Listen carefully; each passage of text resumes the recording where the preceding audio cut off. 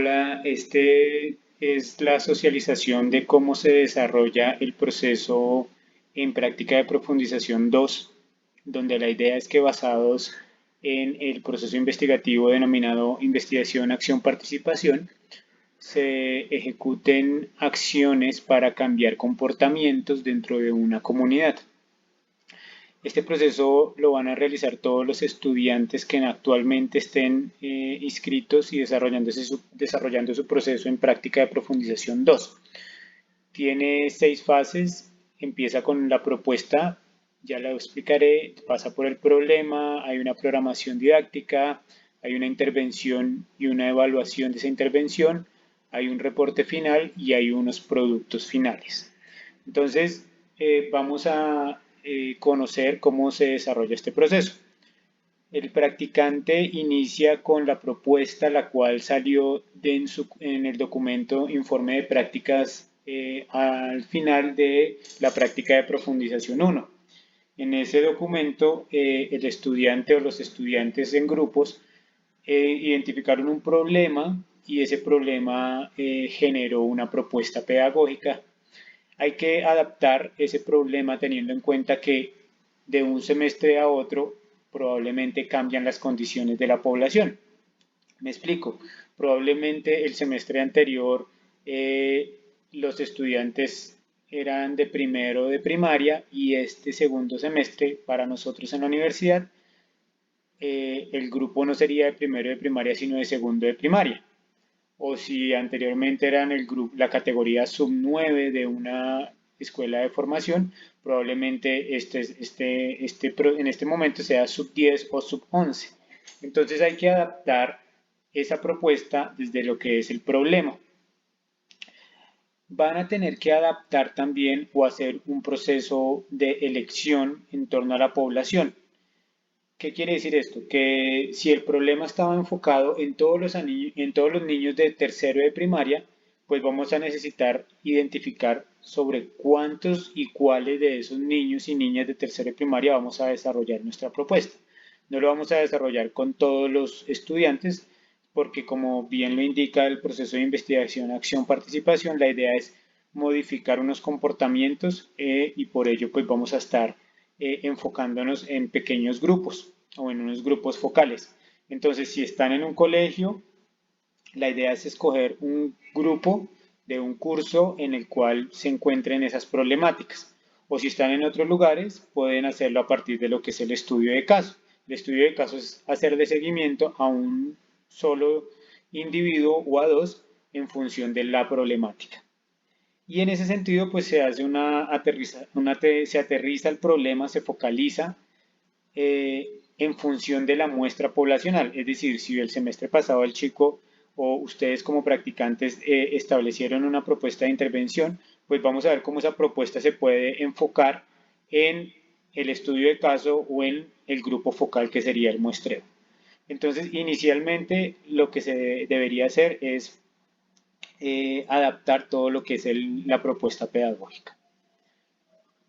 Cuando ya se ha definido esa propuesta, ese problema, la población de estudio, entonces vamos a pasar a revisar el problema.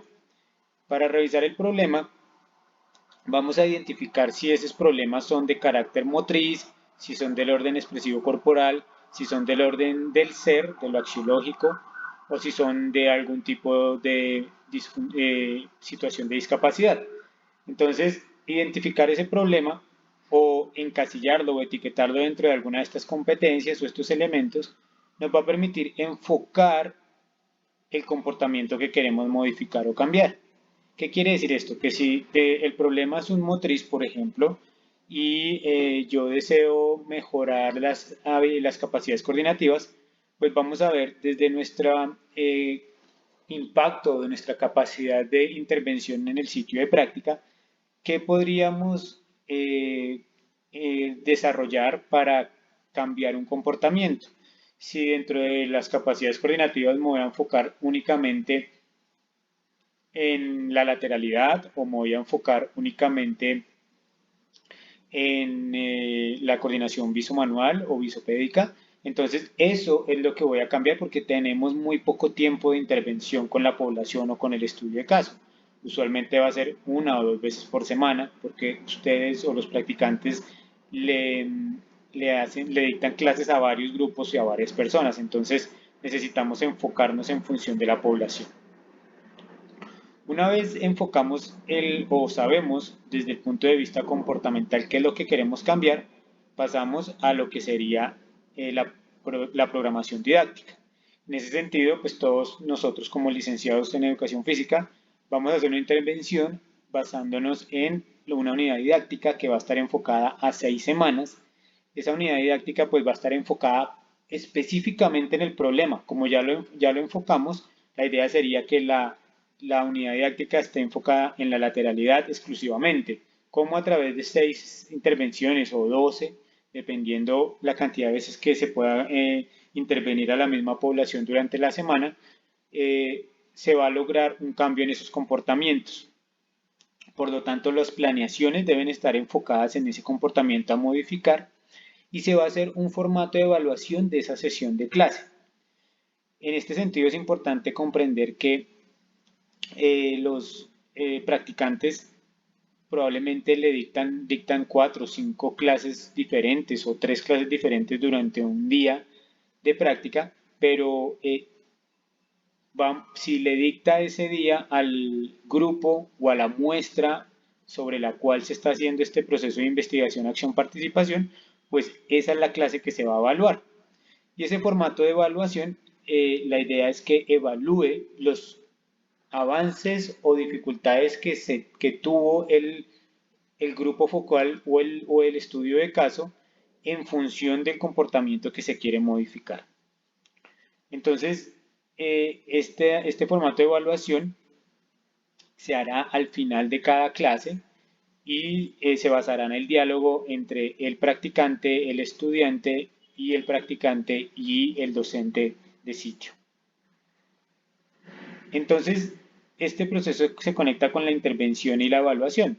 Entonces, aquí es donde hablamos de que el practicante aplica la sesión que planeó, una vez termina, evalúa la sesión dialogando con el docente y con los estudiantes y en esa evaluación es un diálogo, ¿sí?, que hace el practicante sobre un problema en particular. Entonces, la idea es que el practicante le diga al docente, profe, yo hoy enfoqué la clase en lo que fue la coordinación visopédica enfocada en mantener el balón en el aire o en mantener la pelota en el aire y ejecutar correctamente el gesto técnico mientras el balón está en el aire. Es un ejemplo. Entonces, la idea es que el profesor le haga una retroalimentación puntual sobre qué vio de avance en torno al problema. De esta misma manera, el practicante debe dialogar con el estudiante o con los estudiantes, hacer una pequeña reunión corta y dialogar cómo se sintieron, cómo sintieron que mejoraron o se les dificultó ese ejercicio en particular que estuvo enfocado en el problema. Y de eso se genera un reporte parcial. Ese reporte parcial es como esa globalización de las opiniones tanto de los estudiantes como del docente y también se incluye la percepción del practicante. Esto se haría durante cada semana de la unidad didáctica. La unidad didáctica tiene 6 semanas, entonces serían 6 reportes parciales. Al terminar las 6 semanas se realiza un reporte final que reúne todas esos diálogos, esas evaluaciones que se hicieron en los reportes parciales. La idea es resumir todo lo que sucedió en esas 6 semanas a través de este reporte final y se genera una línea de hechos en el cambio comportamental. ¿Qué quiere decir esta línea de hechos? Que en este reporte se presenta cómo estuvo el comportamiento en la primera semana, cómo estaba el comportamiento en la segunda, cómo estaba el comportamiento en la tercera, y se va mostrando de esta manera si hubo una evolución en el cambio o en la mejoría de ese comportamiento o si por el contrario no hubo evolución. Eso sería una conclusión válida, ¿sí? Que durante 6 semanas probablemente no hubo evolución, pero eso tiene que quedar documentado y tiene que tener la misma percepción o tiene que tener el respaldo de la opinión tanto del docente como de los mismos estudiantes. De ese reporte final se generan los productos finales. El primer producto final que va a hacer el practicante es un documento informe que es el documento informe de prácticas. Ese mismo documento que se diligenció durante la práctica de profundización 1 al final, pues tiene una segunda parte que habla de resultados y conclusiones y una discusión. Entonces, esa es esa parte donde se presentan parte de los resultados encontrados o propuestos en el informe final. ¿Sí? Entonces se diligencia ese documento, se completa pues, y se hace un proceso, un póster, perdón, del proceso realizado, evidenciando la línea de hechos. Y con este ejercicio se desarrollaría todas las 16 semanas de la práctica de profundización 2 en el sitio, teniendo un impacto mucho más real y mucho más significativo tanto para el sitio de práctica como para el docente de sitio como para el practicante.